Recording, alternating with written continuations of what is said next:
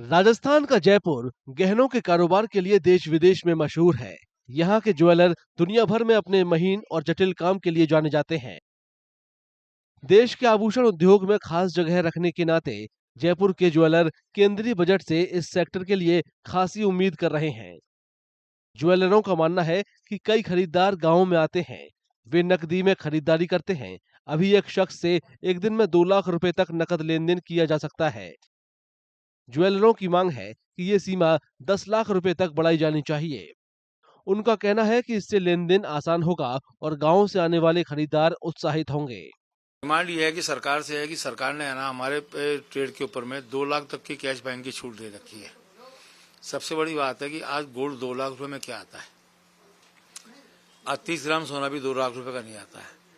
काफी लोग हैं जो गाँवों के लोग हैं वो अपने कैश लेके आते हैं, माल का बिल लेके जाते हैं, खरीदते हैं। घर की शादी है तो 4-5 लाख की ज्वेलरी खरीदने आ जाते हैं, 5-7 लाख की रहते हैं।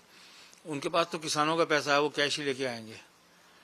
अब वो क्या होता है, उनका वो माल खरीदते हैं और सरकार का नुकसान होता है। कई व्यापारी ऐसे जो उनको बिना बिल के माल बेच देते हैं।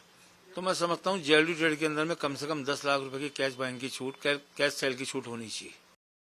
कुछ ज्वेलरों का मानना है कि जीएसटी और सीमा शुल्क में राहत से उनके कारोबार को बढ़ावा मिलेगा। उनका कहना है कि जीएसटी की ऊंची दर और सीमा शुल्क उनके कारोबार में भारी रुकावट है। हमारी तो डिमांड यही है कि कस्टमर को जीएसटी में रियायत मिलनी चाहिए और रेटें कम होनी चाहिए, तो थोड़ा यानी कि यहाँ पे कस्टमर का फ्लो है जो बढ़े, रुझान होवे कम से कम गोल्ड लेने के लिए। हम चाहेंगे, सरकार से हमारी डिमांड है कि कस्टम ड्यूटी बहुत ज़्यादा है। कस्टम ड्यूटी ज़्यादा होने की वजह से गोल्ड सिल्वर काफ़ी महंगा हो जाता है। तो और 3% जीएसटी है, तो टोटल करीब लगभग 18% टैक्स बैठता है गोल्ड और सिल्वर पे। और 18% टोटल टैक्स बहुत ज़्यादा होता है, स्पेशली गोल्ड सिल्वर में।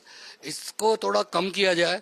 कम करने से हमारे को एक्सपोर्ट में भी राहत मिलेगी और ज्वेलरी का क्रेज भी है तो पब्लिक को भी राहत मिलेगी।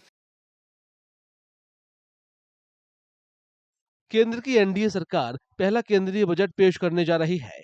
केंद्रीय वित्त मंत्री निर्मला सीतारामन बजट तैयार करने में जुटी हैं।